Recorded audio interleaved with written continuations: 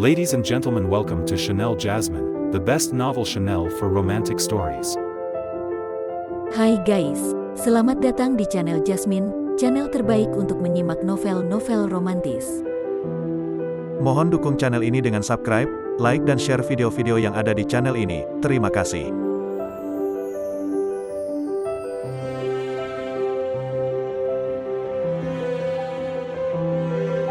Kaisar Agung Seni Bela Diri bab 564. Monster kuno yang menyeramkan. Barang apa itu? Wajah Situ Zhenjian berubah saat dia merasakan hawa dingin dari cakar hitam yang ganas itu menyelimuti dirinya, membangkitkan aura misterius yang memengaruhi aliran energi hukum dalam tubuhnya. Apakah ini monster purba pelahap dewa? Dia pernah mengutus orang untuk memburu Raja Perang Huangtian, sehingga dia tahu bahwa Raja Perang Huangtian memelihara monster purba pelahap dewa. Di era kuno di masa lalunya, monster ini juga pernah ada. Monster purba pelahap dewa secara alami memiliki energi misterius yang mampu menekan energi hukum yang dibentuk oleh para pendekar bela diri, dan sering disebut sebagai musuh bebuyutan para dewa iblis. Energi hukum yang dilatih oleh pendekar bela diri berasal dari hukum langit, sementara kekuatan yang dimiliki oleh monster purba pelahap dewa adalah kekuatan yang berlawanan dengan hukum alam, sehingga tidak dapat diterima oleh hukum langit. Oleh karena itu, monster ini telah punah sejak lama. Raja Perang Huangtian menemukan telur monster purba ini di sebuah tempat rahasia kuno dan berhasil menetaskannya. Monster pemangsa dewa yang dihasilkan menjadi satu-satunya di seluruh alam semesta. Meskipun monster purba pelahap dewa ini hanya berada di tingkat dewa iblis, Situ Zhenjian seharusnya dengan mudah membunuhnya dalam kondisi puncaknya. Namun, di bawah aturan dunia yang lebih rendah, monster ini hampir tak terkalahkan.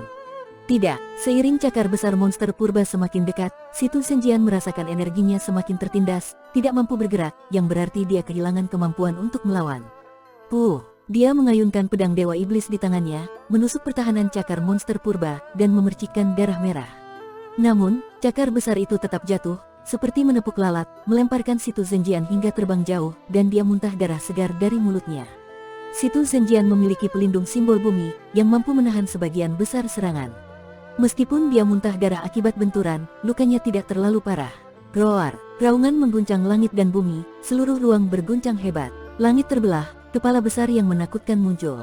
Tubuhnya tertutup sisik hitam mengkilap, dengan 3 tanduk panjang tajam di kepala, bentuknya mirip naga, namun tanpa aura suci naga, melainkan lebih menyeramkan. Mulutnya dipenuhi gigi tajam, tubuh raksasanya keluar dari ruang hampa, panjangnya lebih dari 500 meter, dengan 8 cakar di bagian perutnya. Inilah monster purba pelahap dewa, tubuh yang seolah-olah diciptakan untuk bertarung. Ia lahir dari telur, selalu mengikuti Raja Perang Huangtian. Setelah kematian Raja Perang, monster ini tinggal di sini, menjaga makam tuannya. Karena baju perang Raja Huangtian telah mengenali Luo Xiu sebagai tuannya, maka monster purba ini menganggap Luo Xiu memiliki aura yang mirip dengan tuannya, sehingga tidak menyerangnya. Namun, Situ Zhenjian berbeda. Monster ini tahu bahwa dia adalah musuh lama tuannya, sehingga monster ini menyerangnya tanpa ampun. Boom, boom, boom. Situ Zhenjian berulang kali dipukul hingga terbang, energinya ditekan oleh aura monster purba, membuatnya tidak dapat melawan. Pelindung simbol tingkat dewa tetap kuat, tetapi energi yang ada di dalamnya terbatas. Saat monster purba terus menyerang, energinya berkurang, cahaya kuning tanah semakin redup. Jika pelindung pecah, Situ Zhenjian akan mati dalam sekejap oleh monster purba pelahap dewa. Jika Situ Zhenjian mati, dan monster purba ini memakan inti ilahi miliknya, mungkinkah ia akan berevolusi menjadi tingkat dewa langit? Luo Xiu mengamati dari jauh, yakin bahwa dengan monster purba yang menyerang, Situ Zhenjian pasti mati. Boom, pelindung simbol tertekan oleh cakar monster. Berubah bentuk, ekor penuh duri menghantam, menghempaskan Situ Zhenjian kembali.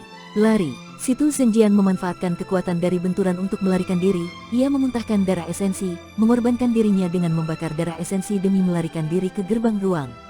Darah esensi adalah konsentrasi jiwa pendekar bela diri, sangat berharga dan sulit untuk dipulihkan. Kehilangan darah esensi dapat menurunkan kekuatan dan memengaruhi kemajuan di masa depan. Situ Zhenjian tidak punya pilihan lain. Jika tidak, dia akan mati.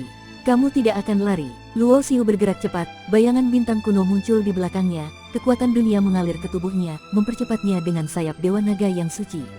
Meskipun tubuhnya memuntahkan darah, menandakan tubuhnya sudah di ambang batas, dia tidak bisa membiarkan Situ Zhenjian kabur. Kamu pikir hanya kamu yang bisa membakar darah esensi?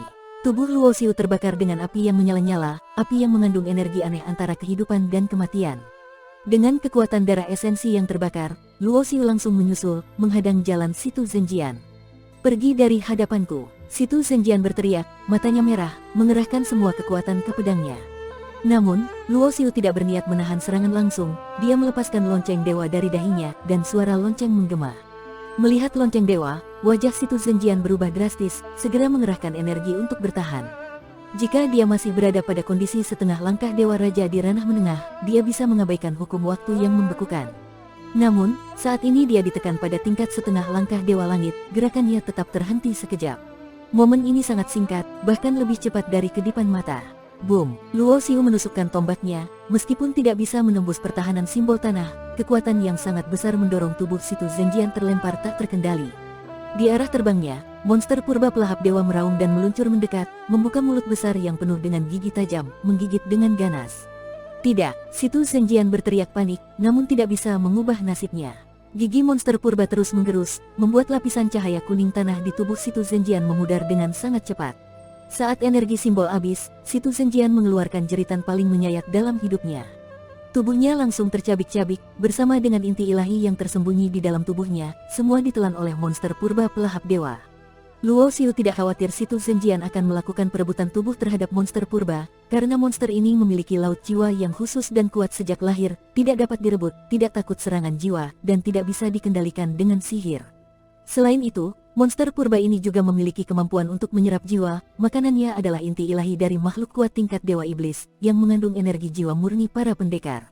Monster ini menggunakan energi jiwa tersebut sebagai nutrisi untuk berevolusi. Roar! 8 cakar hitam yang ganas mencengkeram ruang hampa, tubuh besar monster purba memenuhi seluruh terowongan ruang. Sepasang mata merah menyala menatap Luo Xiu dengan penuh amarah, lalu mengeluarkan raungan besar. Puh! Sebuah kilatan cahaya melesat dari mulut monster purba, terbang ke arah Luo Xiu.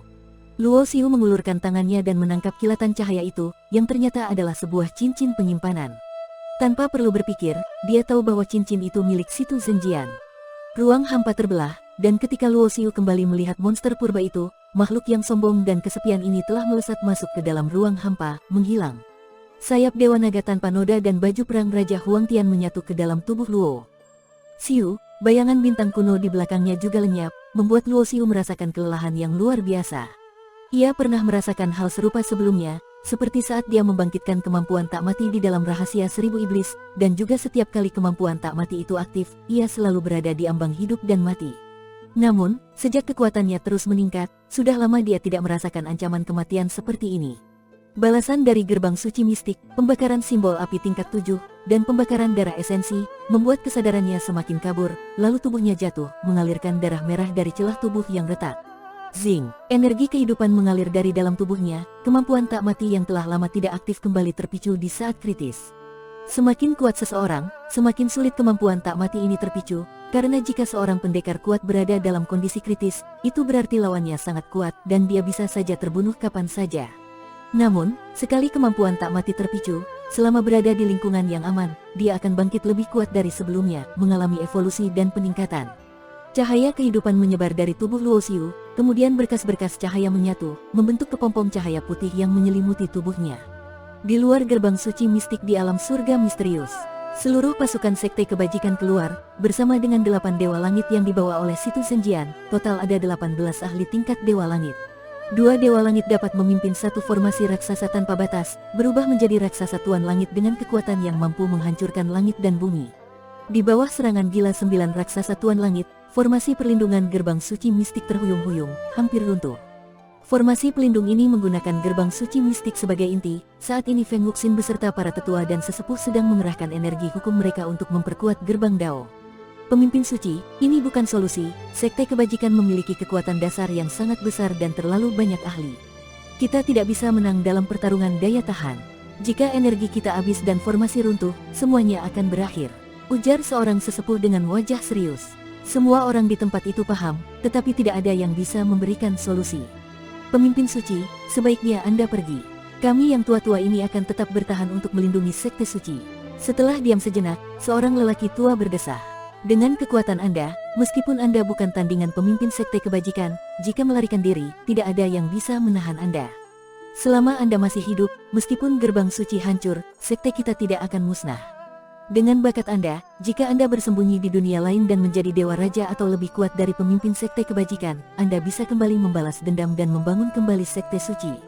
Saya tidak setuju. Feng Wuxin menggeleng keras, lebih baik mati berperang daripada hidup sebagai pengecut. Jika Anda mati, warisan sekte selama jutaan tahun akan benar-benar punah. Bagaimana Anda bisa mengkhianati leluhur yang telah membangun sekte ini? Sesepuh berteriak keras. Dia adalah ahli tertua di sekte mistik, meskipun bukan pemimpin, dia adalah dewa langit tingkat 6 yang telah hidup hampir 500.000 tahun, dengan sedikit sisa usia. Menurut pendapatnya, dengan kekuatan Feng Wuxin sebagai pemimpin dan gerbang suci mistik sebagai harta karun tingkat dewa, Feng Wuxin bisa membawa beberapa murid berbakat dari sekte ini untuk bersembunyi. Dengan begitu, sekte mistik masih memiliki harapan untuk bangkit kembali. Bersambung.